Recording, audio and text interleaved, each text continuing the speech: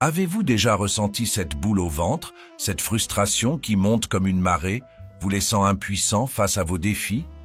Vous vous demandez pourquoi, malgré vos efforts, tout semble si difficile? Je vous comprends. Mais laissez-moi vous dire une chose, ce sentiment d'impuissance n'est pas une fatalité. Aujourd'hui, nous allons bouleverser votre façon de penser. Ensemble, nous allons plonger dans 10 leçons stoïciennes qui vont littéralement transformer votre vie. Des leçons qui ne se contenteront pas de vous inspirer, mais qui vous donneront des outils concrets pour éliminer à jamais ces émotions toxiques de frustration et de faiblesse. Avant de plonger dans cette sagesse, je vous demande gentiment de soutenir cette chaîne en aimant la vidéo et en la partageant. Vous ne le réalisez peut-être pas, mais cet acte simple peut aider à diffuser ces idées puissantes à des milliers de personnes qui en ont besoin. Et pour ne rien manquer, abonnez-vous et activez les notifications. Ensemble, nous pouvons bâtir une communauté forte et résiliente, prête à affronter tout ce que la vie nous lance. Vous êtes prêts? Allons-y. Leçon 1. Contrôler l'incontrôlable. L'un des plus grands poisons de notre esprit, c'est de gaspiller notre énergie sur ce que nous ne pouvons pas contrôler. Vous le faites tous les jours, souvent sans même vous en rendre compte. Vous vous énervez parce que quelqu'un vous a coupé la route. Vous perdez votre calme parce qu'un collègue ne fait pas sa part du travail. Mais dites-moi, que gagnez-vous à cela? Absolument rien. Vous vous consumez intérieurement, vous perdez du temps, de la clarté, et pire, vous abandonnez le contrôle de ce qui compte vraiment, votre réaction.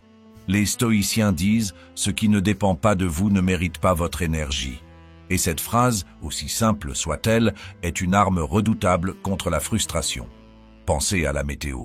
Imaginez que demain une tempête éclate. Allez-vous passer votre journée à maudire la pluie ou allez-vous prendre un parapluie et avancer malgré tout? La réponse est évidente. Alors pourquoi ne pas adopter la même attitude face à la vie? Prenons un exemple concret. Vous arrivez en retard à un rendez-vous parce que le métro est en panne. Que faites-vous? Perdez-vous votre calme? Ou réalisez-vous que vous pouvez utiliser ce moment pour réfléchir, lire un livre ou même appeler quelqu'un que vous n'avez pas contacté depuis longtemps? Ce n'est pas l'obstacle qui vous paralyse, c'est votre obsession à vouloir le contrôler.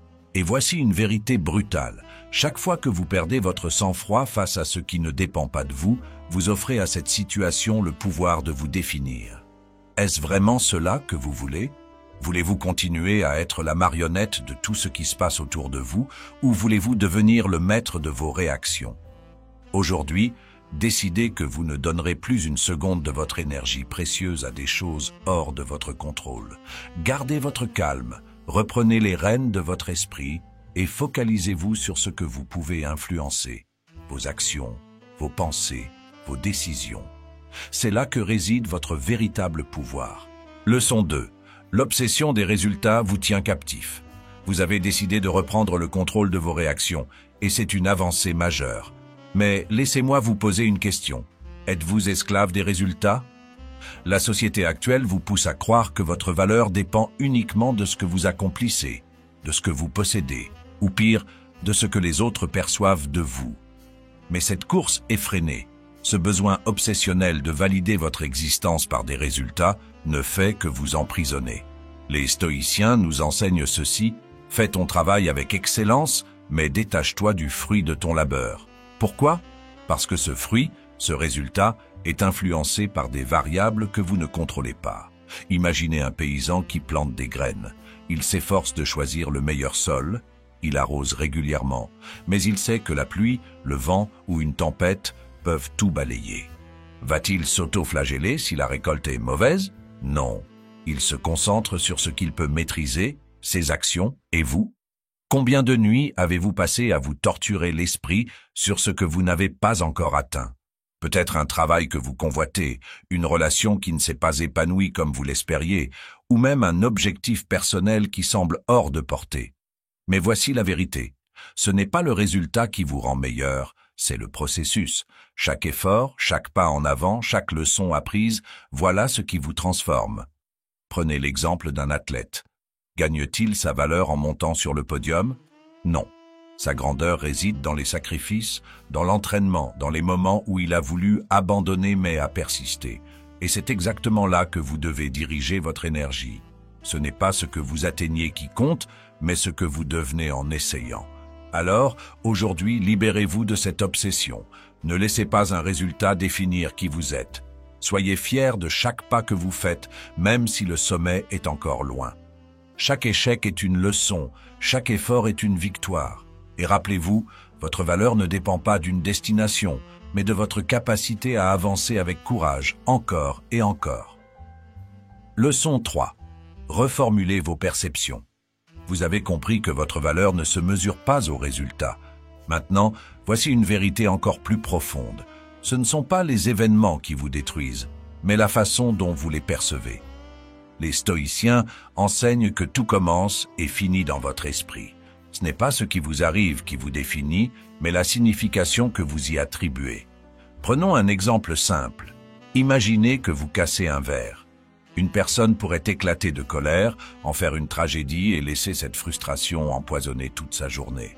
Une autre pourrait simplement se dire « c'est juste un verre, je vais nettoyer et passer à autre chose ». Ce même événement a deux réalités totalement différentes parce qu'il a été perçu différemment.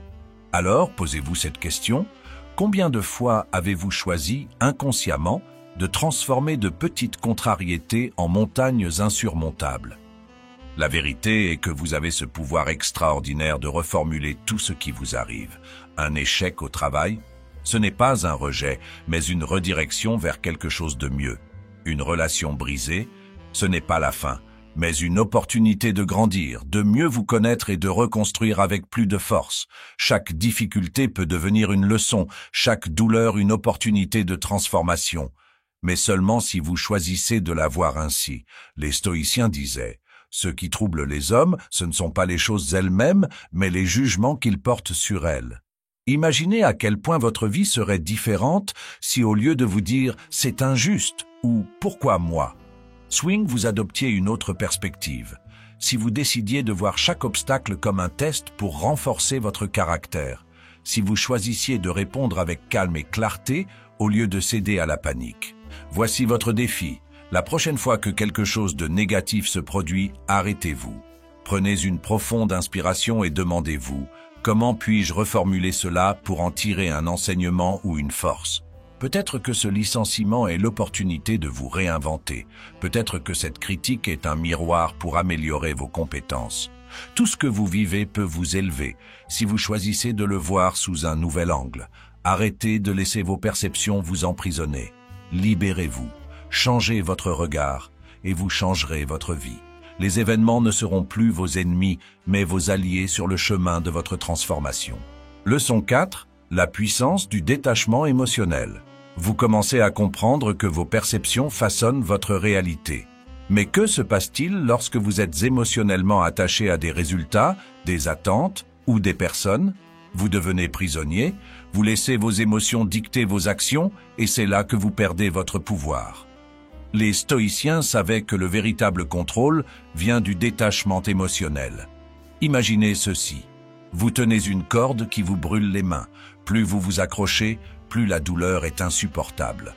Et pourtant, vous refusez de lâcher prise, comme si ce geste vous rendait plus fort. Mais en réalité, ce n'est pas la force, c'est de la peur.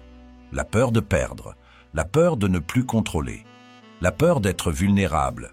Le détachement émotionnel, c'est apprendre à lâcher cette corde et à comprendre que ce qui vous blesse n'est pas la situation, mais votre refus de relâcher votre emprise. Prenons un exemple concret.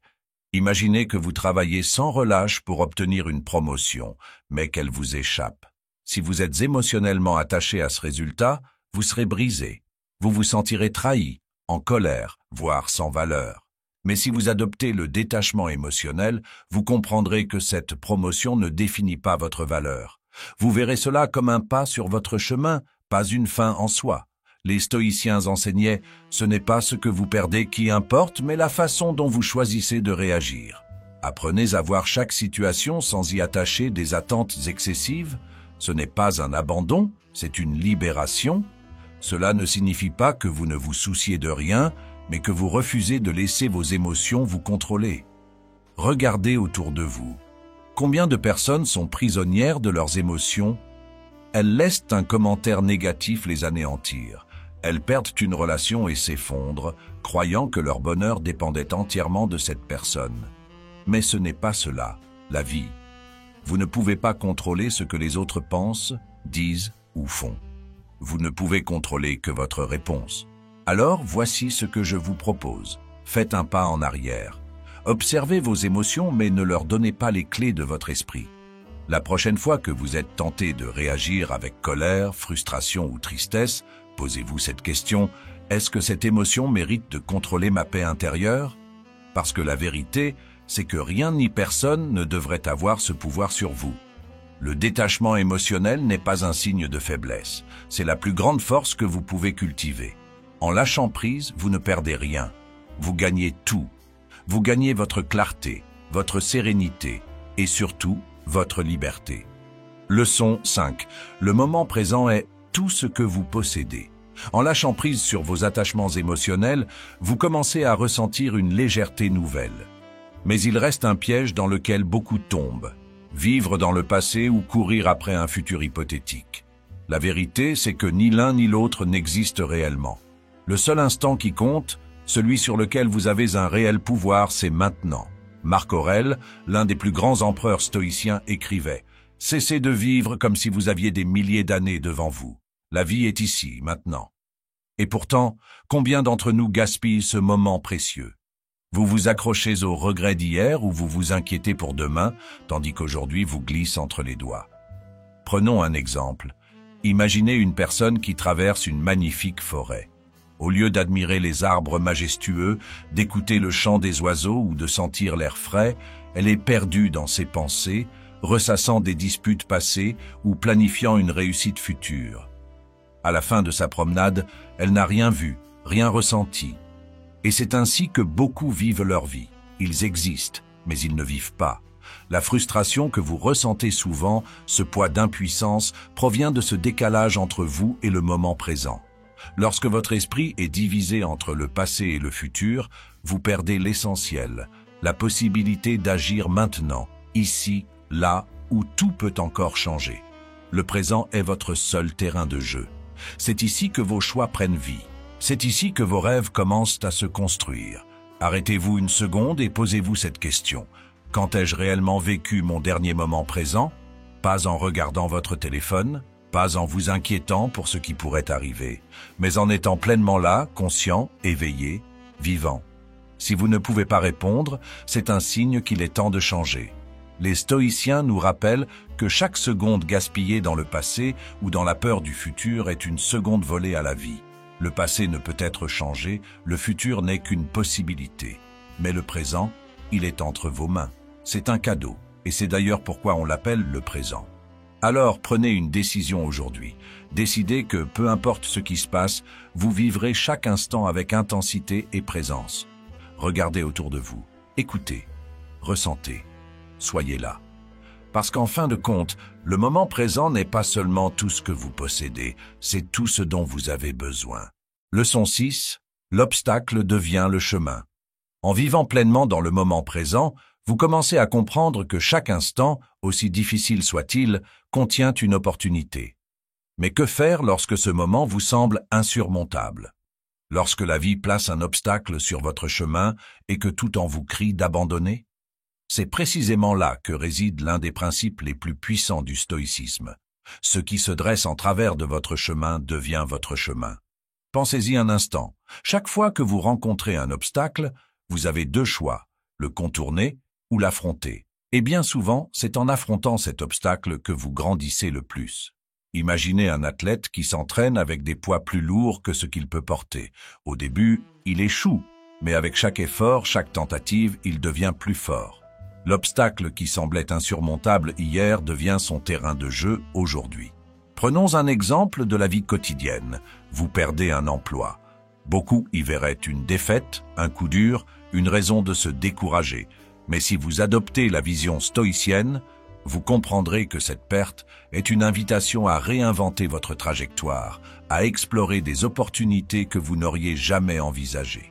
Peut-être que ce licenciement est ce qu'il vous fallait pour enfin démarrer cette entreprise dont vous rêviez ou pour trouver un rôle qui correspond réellement à vos valeurs. Rappelez-vous, La vie ne place pas ces obstacles sur votre chemin pour vous arrêter. Elle les place là pour vous défier, pour vous forcer à vous surpasser, pour révéler une version de vous-même que vous ne connaissiez pas encore.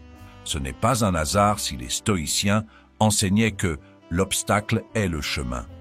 Ils savaient que c'est dans la lutte, dans l'effort, que vous trouvez votre vraie force. Posez-vous cette question. Combien d'obstacles avez-vous déjà surmontés dans votre vie? Combien de fois avez-vous cru que c'était la fin, mais vous êtes finalement ressorti plus fort? Chaque épreuve que vous traversez est une preuve vivante de votre résilience, de votre capacité à transformer ce qui semblait être une impasse en une porte vers de nouvelles possibilités. Alors, la prochaine fois que la vie vous mettra à genoux, au lieu de demander « Pourquoi moi ?», component placement, demandez-vous « Qu'est-ce que cet obstacle essaie de m'apprendre ?» Accueillez-le comme un mentor, pas comme un ennemi. Parce qu'en réalité, chaque obstacle contient une leçon, un défi qui vous pousse à évoluer. Et quand vous aurez appris à voir les obstacles de cette manière, plus rien ne pourra vous arrêter. Vous deviendrez inarrêtable. Leçon 7. La pratique du silence. Après avoir affronté les obstacles et compris qu'ils sont des tremplins pour votre croissance, il est temps d'explorer un autre outil essentiel des stoïciens, le silence. Dans un monde saturé de bruit, de notifications, de conversations inutiles et de distractions constantes, savez-vous ce qui manque cruellement? Le silence. Non pas comme une absence de son, mais comme un espace pour écouter, réfléchir et vous reconnecter à vous-même. Les stoïciens, comme Sénèque disait, « Parlez moins, écoutez davantage. Le silence est une forme de sagesse. » Pourquoi? Parce que le silence vous force à affronter ce que vous fuyez, vos pensées, vos peurs et parfois la vérité sur vous-même. Dans ce monde où tout le monde crie pour être entendu, où chacun cherche à imposer son opinion, il faut un courage immense pour rester silencieux, pour observer et apprendre. Regardez autour de vous. Combien de personnes parlent pour combler un vide, pour masquer leur insécurité ou pour prouver quelque chose? Mais le silence, lui, ne triche pas. Il est brut, honnête et puissant. Il vous permet de voir ce que les autres ignorent, d'entendre ce qui n'est pas dit, et surtout de comprendre ce que vous ressentez vraiment. Prenons un exemple concret. Imaginez une discussion animée, presque conflictuelle, où tout le monde veut avoir le dernier mot. Si vous restez silencieux, si vous écoutez attentivement, vous remarquerez quelque chose de fascinant. Vous entendrez des failles dans les arguments, des émotions cachées et souvent des vérités non dites. Votre silence devient alors une arme, pas pour blesser, mais pour comprendre et agir avec précision. Mais la pratique du silence ne se limite pas aux conversations. Elle s'applique aussi à votre propre vie. Réservez chaque jour un moment pour vous déconnecter du bruit. Éteignez votre téléphone, éloignez-vous du chaos et asseyez-vous avec vous-même. Peut-être que cela vous fera peur au début. Peut-être que le silence révélera des choses que vous ne voulez pas affronter. Mais c'est précisément là que réside sa force. Dans ce vide apparent, vous trouverez des réponses, vous trouverez la clarté, vous trouverez vous-même. Alors, je vous pose cette question. Combien de temps passez-vous à écouter les autres, à écouter le bruit du monde, sans jamais écouter votre propre voix intérieure? Si la réponse est trop, il est temps de changer. Faites du silence une habitude quotidienne, un refuge où vous pouvez réfléchir, vous recentrer et trouver la sagesse qui sommeille en vous. Parce que parfois, ce n'est pas ce que vous dites qui a du pouvoir, mais ce que vous choisissez de ne pas dire. Et dans ce choix, vous trouvez une puissance que rien ni personne ne peut vous enlever. Leçon 8. La mort comme conseillère. Après avoir découvert la force du silence et la sagesse qu'il révèle, il est temps d'affronter une vérité que beaucoup fuient, la mort. Mais pas comme une fin sombre ou effrayante. Les stoïciens voyaient la mort non pas comme un ennemi, mais comme une conseillère. Une force discrète qui, lorsqu'on l'écoute, nous pousse à vivre pleinement. Marc Aurèle écrivait « Vous pourriez quitter la vie à tout moment. Comportez-vous donc comme si chaque instant était un cadeau. » Cette idée n'est pas là pour vous paralyser, mais pour vous réveiller. Nous passons tellement de temps à croire que nous avons du temps. Mais combien de rêves reportés, combien de « je le ferai demain » sont devenus des regrets. Et si demain ne venait pas? Si vous saviez que vous n'avez que cette journée, comment la vivriez-vous? Regardez autour de vous. La mort est partout. Pas pour nous effrayer, mais pour nous rappeler que la vie est précieuse. Chaque respiration, chaque sourire, chaque opportunité d'aimer, d'apprendre ou de créer est un miracle que nous prenons souvent pour acquis. Nous vivons comme si nous étions immortels, comme si chaque moment perdu pouvait être récupéré. Mais ce n'est pas le cas. Chaque instant que vous gaspillez à vous inquiéter pour des choses insignifiantes, à vous disputer pour des futilités ou à procrastiner vos rêves, est un moment que vous ne retrouverez jamais. Les stoïciens nous enseignent que penser à la mort, c'est apprendre à vivre. Pas dans la peur, mais dans l'urgence de tirer le meilleur de chaque jour. Imaginez que la mort vous parle et vous dit « Que fais-tu de ton temps? Pourquoi hésites-tu? Pourquoi attends-tu pour être heureux ?» Ce n'est pas une menace, c'est une invitation à agir, à aimer, à donner un sens à chaque geste, chaque décision, chaque seconde. Prenons un exemple concret. Vous avez sûrement déjà repoussé un appel à un proche, un projet qui vous tenait à cœur, ou même une promenade sous le soleil parce que vous pensiez avoir le temps. Mais la vérité, c'est que vous ne savez pas combien de temps il vous reste. Alors pourquoi attendre? Pourquoi ne pas faire aujourd'hui ce qui compte vraiment? Pourquoi ne pas dire « je t'aime », prendre ce risque, ou enfin démarrer ce projet que vous repoussez depuis des années? Voici la clé, ne laissez pas la peur de la mort vous paralyser, laissez-la vous motiver.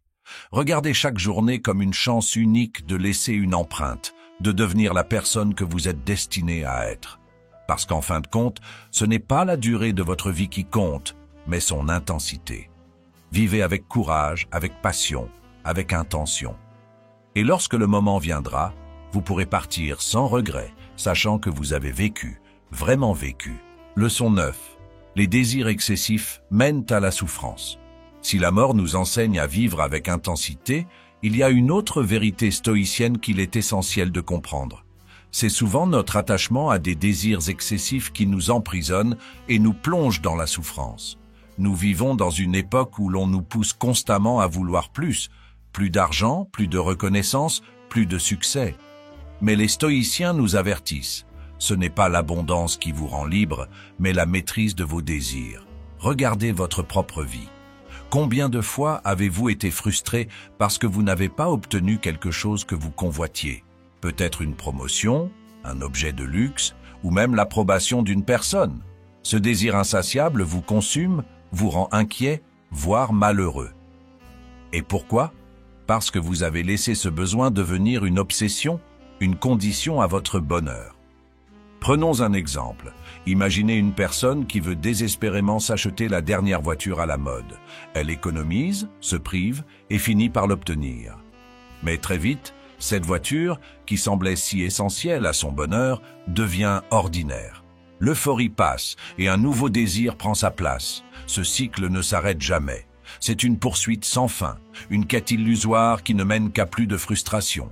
Les stoïciens nous enseignent que la véritable liberté ne réside pas dans l'accumulation, mais dans la simplicité. Ce n'est pas ce que vous possédez qui compte, mais ce que vous êtes capable d'apprécier. Il disait « Celui qui se satisfait de peu est riche, car il ne manque de rien ». Imaginez la paix intérieure que vous ressentiriez si vous n'étiez plus esclave de ces désirs incessants. Si vous pouviez regarder ce que vous avez aujourd'hui et dire « c'est suffisant, je suis reconnaissant ». Cela ne signifie pas qu'il faut abandonner toute ambition ou tout rêve. Les stoïciens ne prônèrent pas l'inaction. Mais ils nous rappellent que nos désirs doivent être alignés avec nos valeurs et que nous devons nous demander « est-ce que ce que je poursuis en vaut vraiment la peine ? Est-ce que cela contribue réellement à mon bonheur ou est-ce une illusion imposée par la société ?» Posez-vous cette question. Combien de vos désirs actuels sont authentiques et combien sont dictés par ce que les autres attendent de vous ou par ce que vous voyez sur les réseaux sociaux? Si vous vous libérez de ces désirs inutiles, imaginez la légèreté que vous ressentiriez. Imaginez une vie où vous n'êtes plus défini par ce que vous possédez, mais par qui vous êtes, par votre capacité à savourer chaque instant. Alors, faites le choix aujourd'hui de ne plus être esclave de ce qui ne vous nourrit pas. Libérez-vous de l'excès et trouvez la richesse dans la simplicité. Vous découvrirez qu'en possédant moins, vous vivez plus. Et que cette vie, libérée de la poursuite incessante des désirs, est une vie véritablement libre et paisible. Leçon 10. La mort fatigue. Aimez votre destin. Après avoir compris que la simplicité et la gratitude sont des clés essentielles à une vie apaisée, il est temps d'embrasser une des leçons les plus profondes du stoïcisme. L'amor fati, aimer votre destin. Ce n'est pas simplement accepter ce qui vous arrive, mais l'aimer pleinement, le considérer comme une part essentielle de votre chemin, qu'il soit facile ou semé d'embûches. Beaucoup passent leur vie à résister à ce qui est. Ils se battent contre les circonstances, contre le passé, contre ce qu'ils perçoivent comme des injustices. Mais cette résistance est une bataille perdue d'avance. Vous ne pouvez pas changer ce qui est. Vous ne pouvez pas réécrire le passé, ni éviter les défis qui se présentent. Ce que vous pouvez faire, en revanche, c'est décider de les voir autrement. Décider de les accueillir non comme des malédictions, mais comme des opportunités, des chapitres nécessaires pour devenir la meilleure version de vous-même. Imaginez un ruisseau qui rencontre une pierre sur son chemin. Le ruisseau ne s'arrête pas pour maudire la pierre, ni pour se lamenter sur son existence. Il la contourne, il s'en sert pour sculpter son lit, pour avancer avec encore plus de force. Vous êtes ce ruisseau, et chaque pierre, chaque défi, chaque souffrance fait partie de ce qui vous façonne. Si vous apprenez à les aimer, à voir leur utilité, vous ne serez plus jamais victime de votre destin. Vous en deviendrez l'architecte. Prenons un exemple concret. Supposons que vous ayez vécu une épreuve difficile, comme une trahison ou un échec cuisant. Vous avez deux choix. Vous laisser définir par cette douleur, en restant coincé dans la colère et l'amertume, ou vous demandez « Que puis-je apprendre de cette expérience? Comment puis-je en sortir plus fort ?» L'amor fati, c'est faire le second choix. C'est aimer non pas la douleur elle-même, mais ce qu'elle vous enseigne, ce qu'elle construit en vous. Et c'est là que se trouve votre pouvoir ultime. Parce qu'en aimant votre destin, tout votre destin, vous devenez invincible. Rien ni personne ne peut vous abattre, car chaque coup que vous recevez, vous le transformez en force.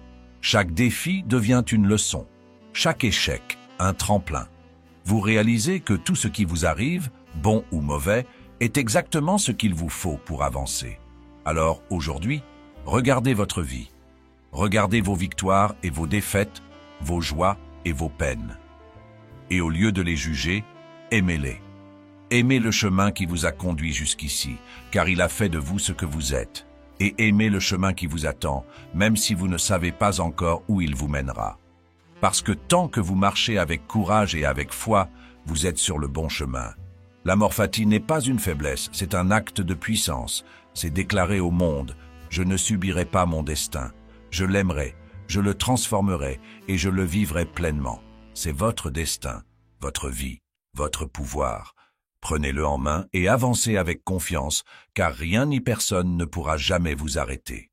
Nous voilà à la fin de ce voyage, et maintenant tout repose entre vos mains. Ces 10 leçons stoïciennes ne sont pas juste des idées à contempler, mais des outils pour transformer votre vie. Leur véritable pouvoir se révèle dans l'action. Alors, commencez dès aujourd'hui. Appliquez ce qui vous a marqué, même une petite chose, et observez comment votre vie peut changer. Si cette vidéo vous a inspiré, partagez-la avec quelqu'un qui pourrait en avoir besoin. Un ami, un membre de votre famille. Parfois, un simple geste peut éclairer leur chemin. Et n'oubliez pas de nous soutenir avec un pouce levé. Cela aide à diffuser ces enseignements universels à un public plus large. Si c'est votre première fois ici, abonnez-vous et activez les notifications pour ne manquer aucune de nos prochaines leçons. Ensemble, nous continuons ce voyage vers une vie plus forte, plus sereine et profondément alignée avec nos valeurs. Vous êtes prêts? Maintenant, avancez.